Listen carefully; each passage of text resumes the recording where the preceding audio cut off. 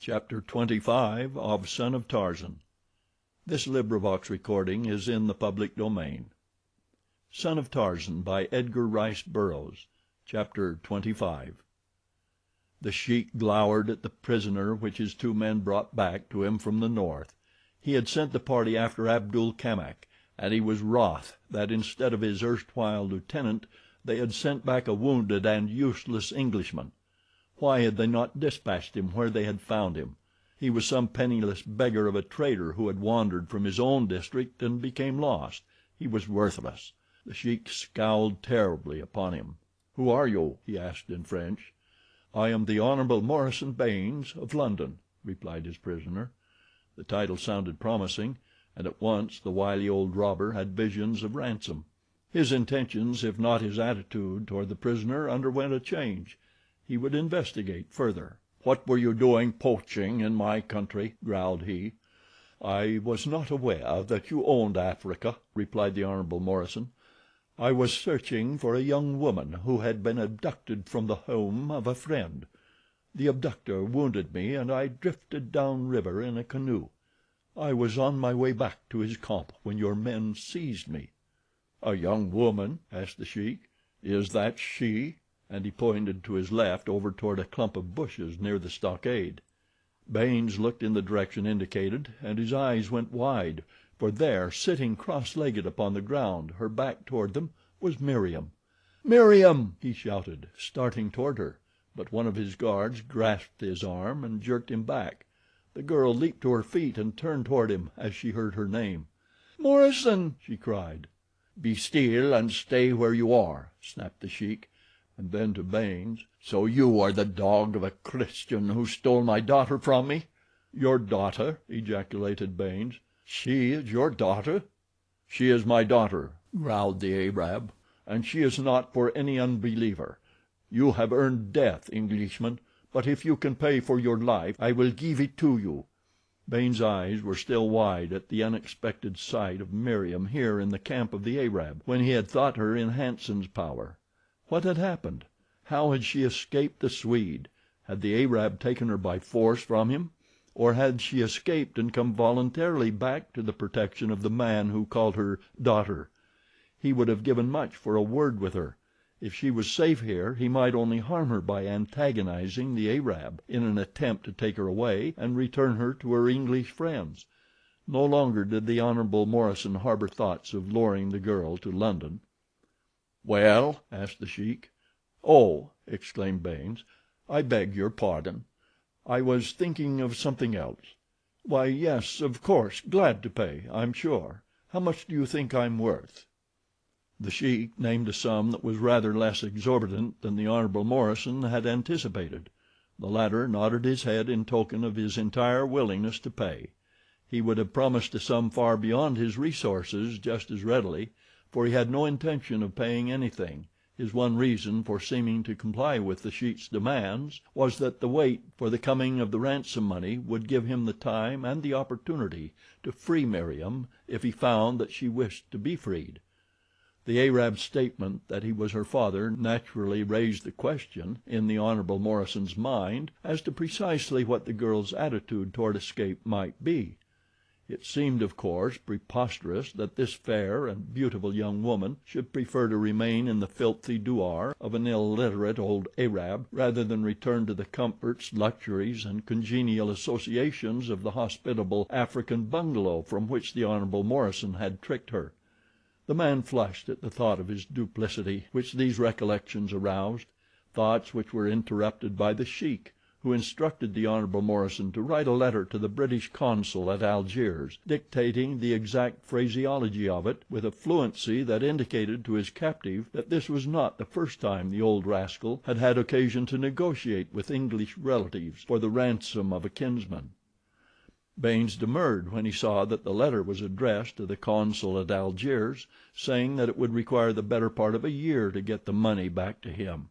But the Sheik would not listen to Baynes' plan to send a messenger directly to the nearest coast town, and from there communicate with the nearest cable state, sending the Honorable Morison's request for funds straight to his own solicitors. No, the Sheik was cautious and wary. He knew his own plan had worked well in the past. In the other were too many untried elements. He was in no hurry for the money. He could wait a year, or 2 years if necessary, but it should not require over 6 months. He turned to one of the Arabs who had been standing behind him, and gave the fellow instructions in relation to the prisoner. Baynes could not understand the words spoken in Arabic, but the jerk of the thumb toward him showed that he was the subject of conversation. The Arab addressed by the Sheik bowed to his master and beckoned Baynes to follow him. The Englishman looked toward the Sheik for confirmation. The latter nodded impatiently, and the Hon. Morison rose and followed his guide toward a native hut which lay close beside one of the outside goatskin tents. In the dark, stifling interior his guard led him, then stepped to the doorway and called to a couple of black boys squatting before their own huts. They came promptly, and in accordance with the Arab's instructions bound Baynes' wrists and ankles securely. The Englishman objected strenuously, but as neither the blacks nor the Arab could understand a word he said, his pleas were wasted. Having bound him, they left the hut. The Hon. Morison lay for a long time contemplating the frightful future which awaited him during the long months which must intervene before his friends learned of his predicament and could get succor to him. Now he hoped that they would send the ransom. He would gladly pay all that he was worth to be out of this hole. At first it had been his intention to cable his solicitors to send no money, but to communicate with the British West African authorities and have an expedition sent to his aid. His patrician nose wrinkled in disgust as his nostrils were assailed by the awful stench of the hut. The nasty grasses upon which he lay exuded the effluvium of sweaty bodies, of decayed animal matter, and of offal, but worse was yet to come. He had lain in the uncomfortable position in which they had thrown him but for a few minutes, when he became distinctly conscious of an acute itching sensation upon his hands, his neck, and scalp. He wriggled to a sitting posture, horrified and disgusted. The itching rapidly extended to other parts of his body. It was torture, and his hands were bound securely at his back. He tugged and pulled at his bonds until he was exhausted, but not entirely without hope, for he was sure that he was working enough slack out of the knots to eventually permit of his withdrawing one of his hands. Night came. They brought him neither food nor drink. He wondered if they expected him to live on nothing for a year. The bites of the vermin grew less annoying, though not less numerous. The Hon. Morison saw a ray of hope in this indication of future immunity through inoculation. He still worked weakly at his bonds, and then the rats came. If the vermin were disgusting, the rats were terrifying.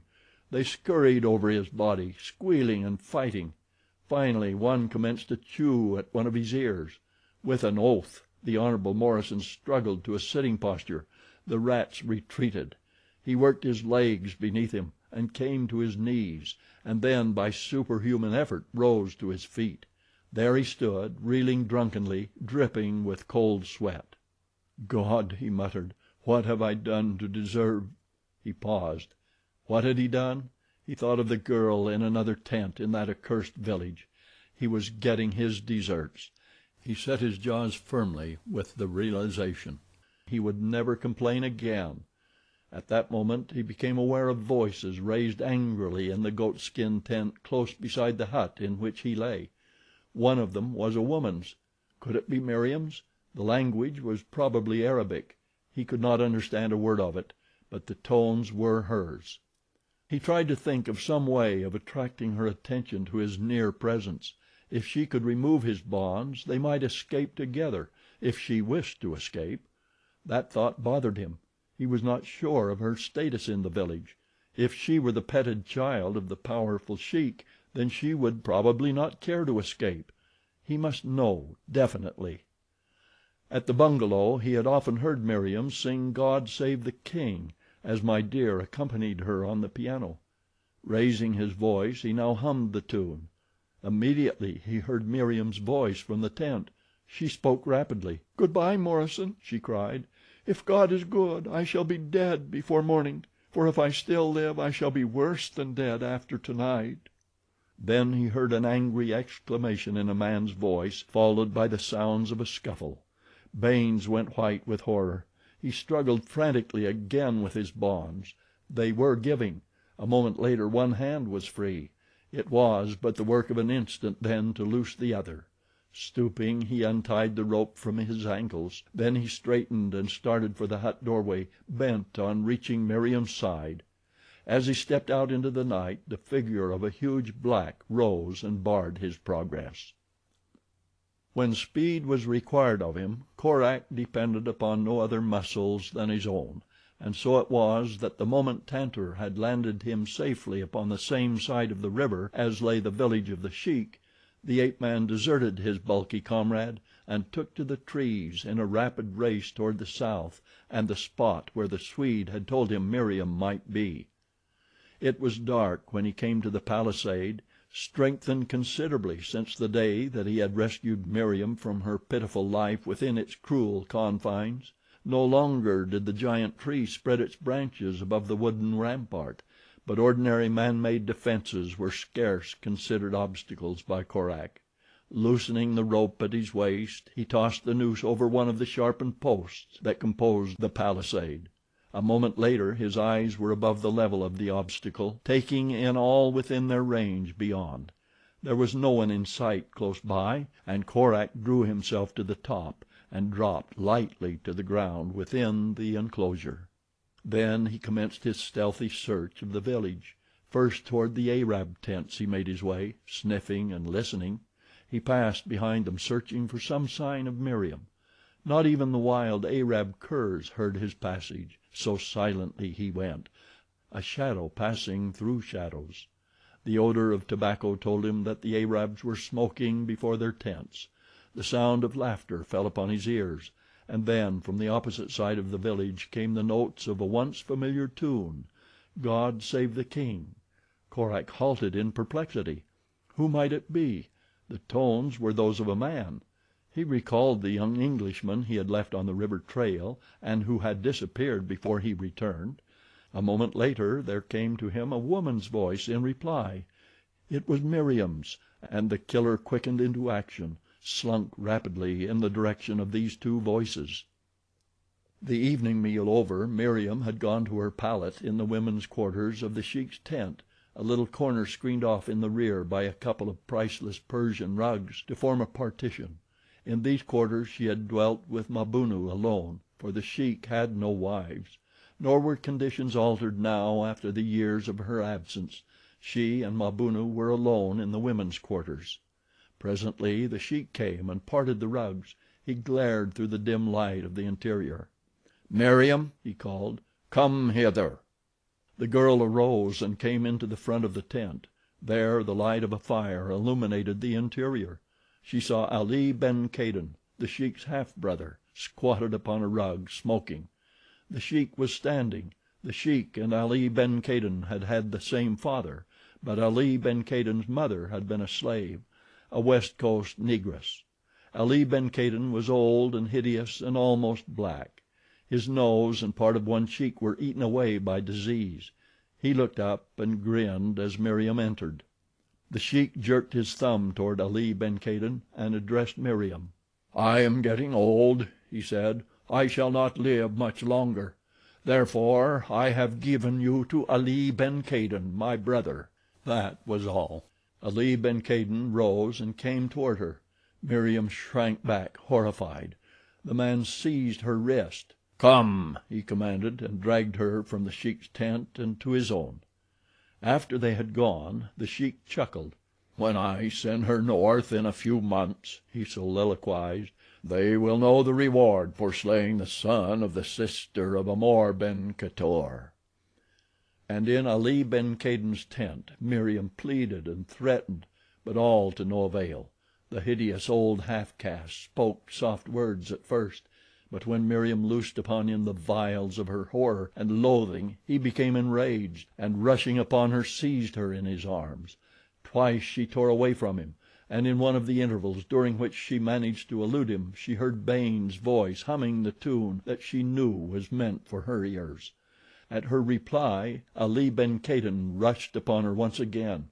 This time he dragged her back into the rear apartment of his tent, where three Negresses looked up in stolid indifference to the tragedy being enacted before them. As the Hon. Morison saw his way blocked by the huge frame of the giant black, his disappointment and rage filled him with a bestial fury that transformed him into a savage beast. With an oath he leaped upon the man before him, the momentum of his body hurling the black to the ground. There they fought, the black to draw his knife, the white to choke the life from the black. Baynes' fingers shut off the cry for help that the other would have been glad to voice, but presently the Negro succeeded in drawing his weapon, and an instant later Baynes felt the sharp steel in his shoulder. Again and again the weapon fell. The white man removed one hand from its choking grip upon the black throat. He felt around upon the ground beside him, searching for some missile, and at last his fingers touched a stone and closed upon it. Raising it above his antagonist's head, the Hon. Morison drove home a terrific blow. Instantly the black relaxed, stunned. Twice more Baynes struck him. Then he leaped to his feet and ran for the goatskin tent from which he had heard the voice of Meriem in distress. But before him was another. Naked but for his leopard skin and his loin cloth, Korak, the Killer, slunk into the shadows at the back of Ali ben Kadin's tent.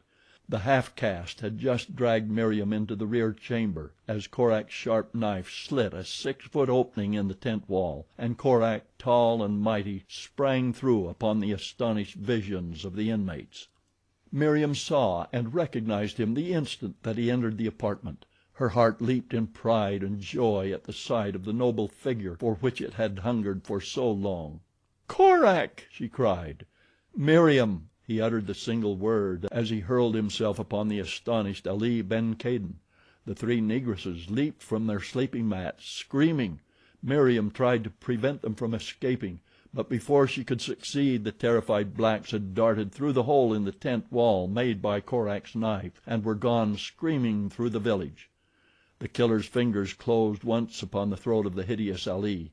Once his knife plunged into the putrid heart, and Ali ben Kadin lay dead upon the floor of his tent.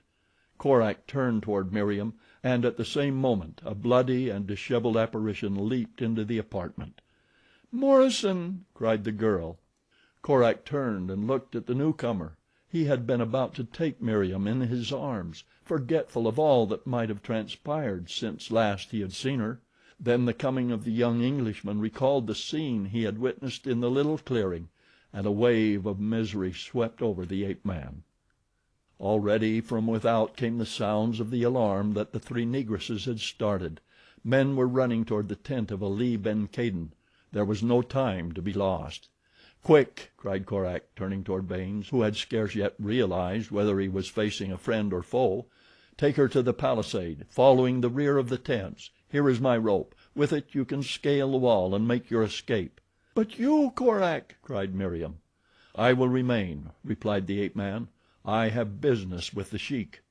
Meriem would have demurred, but the Killer seized them both by the shoulders and hustled them through the slit wall and out into the shadows beyond. "Now run for it," he admonished, and turned to meet and hold those who were pouring into the tent from the front. The ape man fought well, fought as he had never fought before, but the odds were too great for victory, though he won that which he most craved—time for the Englishman to escape with Meriem. Then he was overwhelmed by numbers, and a few minutes later, bound and guarded, he was carried to the sheik's tent. The old man eyed him in silence for a long time. He was trying to fix in his own mind some form of torture that would gratify his rage and hatred toward this creature who twice had been the means of his losing possession of Meriem. The killing of Ali ben Kadin caused him little anger. Always had he hated the hideous son of his father's hideous slave. The blow that this naked white warrior had once struck him added fuel to his rage. He could think of nothing adequate to the creature's offense.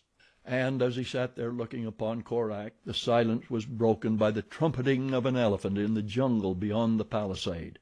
A half smile touched Korak's lips.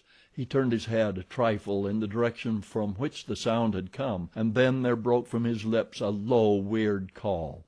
One of the blacks guarding him struck him across the mouth with the shaft of his spear. but none there knew the significance of his cry. In the jungle Tantor cocked his ears as the sound of Korak's voice fell upon them. He approached the palisade, and lifting his trunk above it, sniffed. Then he placed his head against the wooden logs and pushed; but the palisade was strong and only gave a little to the pressure. In the Sheik's tent the Sheik rose at last, and pointing toward the bound captive, turned to one of his lieutenants. "Burn him," he commanded, "at once. The stake is set." The guard pushed Korak from the Sheik's presence.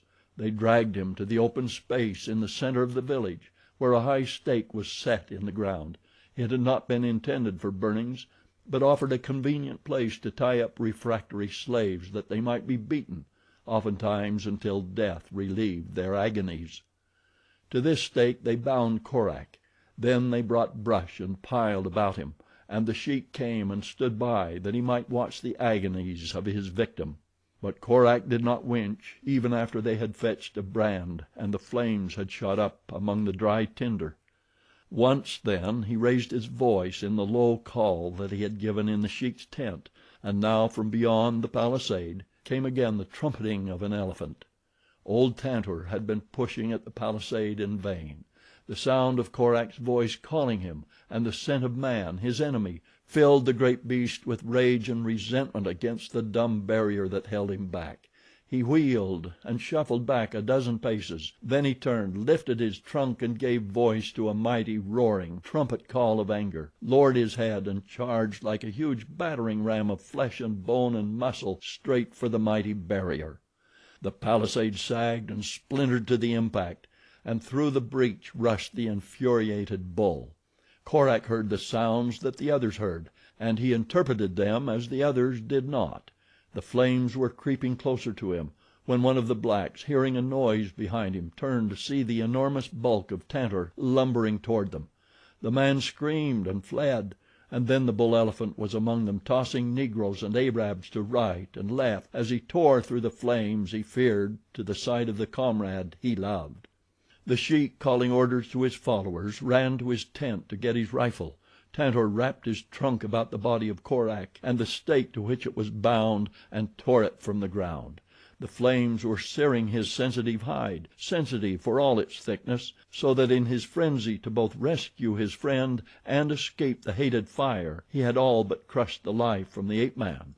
Lifting his burden high above his head, the giant beast wheeled and raced for the breach that he had just made in the palisade. The Sheik, rifle in hand, rushed from his tent directly into the path of the maddened brute. He raised his weapon and fired once.